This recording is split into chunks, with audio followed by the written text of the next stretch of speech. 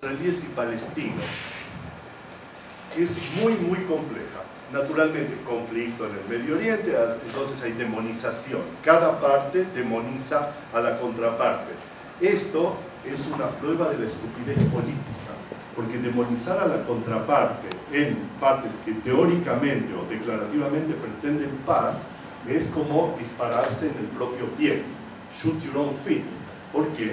Porque si tú demonizas a la contraparte con la cual vas a tener eventualmente que llegar a un acuerdo, el acuerdo va a ser mucho más difícil porque va a haber que desdemonizarlos. Y desdemonizarlos no es un proceso muy simple, especialmente donde hubo sangre, donde hay muertos y heridos.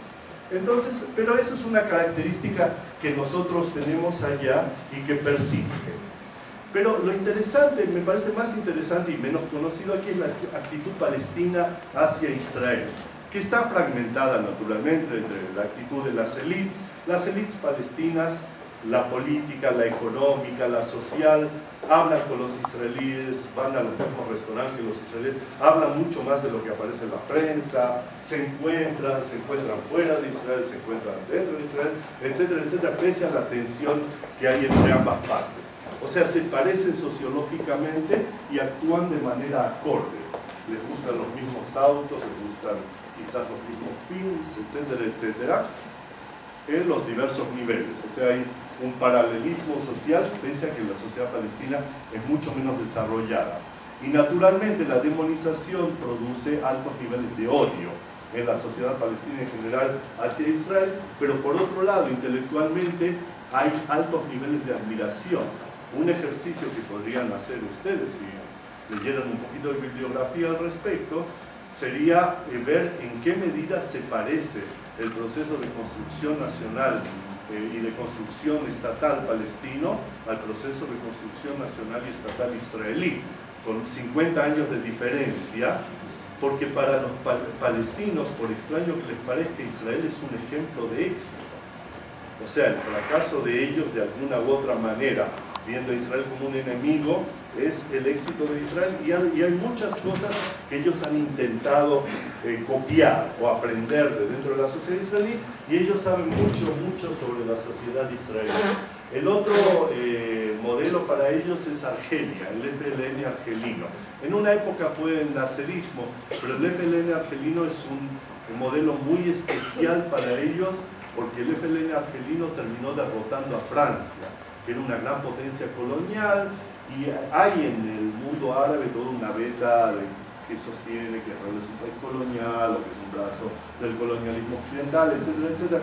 Entonces la combinación esa entre admirar a Israel y admirar al FLN argelino es una cuestión interesante, y en los últimos años hay bastante admiración en muchos sectores palestinos por la República Islámica Iraniana, y hay muchos lazos también, y en otro sentido por la efectividad de Hezbollah en Líbano, no solamente en su capacidad de enfrentarse con Israel, sino también en su capacidad de inserirse dentro del cuadro político libanés y de estar muy cerca de llegar a controlar Líbano como país. Entonces, esto diría yo que son características interesantes. El tercer punto sería que, bueno, siempre nos preguntamos por qué, si todo está tan claro, tan mal funciona el proceso de paz. Y la razón central del mal funcionamiento del proceso de paz es un problema de asimetría institucional. O sea, una de las cosas que los palestinos no lograron entender desde el principio del movimiento nacional palestino es el peso de la modernidad, el peso, la importancia de la modernidad, y dentro de la modernidad la importancia de construir instituciones, de no trabajar en base a personas. Luego diré algo muy paradojal con respecto a esto, sino de tratar de construir instituciones. Si yo preguntara a esta sala, por ejemplo, ¿cuándo fue instituido, fundado, establecido el Estado de Israel?, yo sé cuál sería la respuesta de la mayoría de las personas, y una pequeña minoría iluminada diría lo contrario y sorprendería.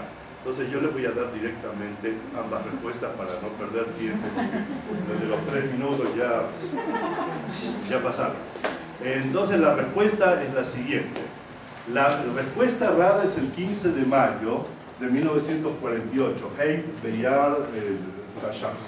Esa es la respuesta errada. 15 de mayo de 1948, el Estado de Israel existía porque lo habían fundado 30, 40, 50 años antes en instituciones que funcionaban, que le permitieron a David Ben-Gurión y compañía declarar la fundación del Estado que ya existía. El ejército existía, el sistema financiero existía, la industria existía, la sociedad civil existía, los sistemas sindicales existían, prácticamente todo.